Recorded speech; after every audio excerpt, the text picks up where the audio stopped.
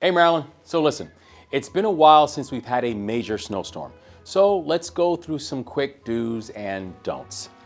Do. Stock up on non-perishable groceries and supplies before the storm hits. Don't. Leave nothing for your neighbors. Becky, she reaches up for our giant containers of Tang. Did you know they're worth over? Do. Avoid travel.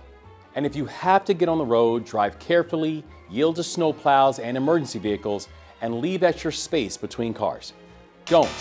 Do donuts in the snow and on the ice.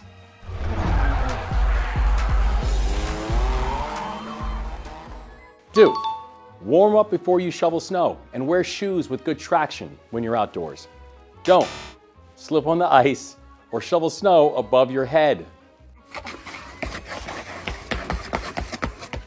In all seriousness, this storm could be historic.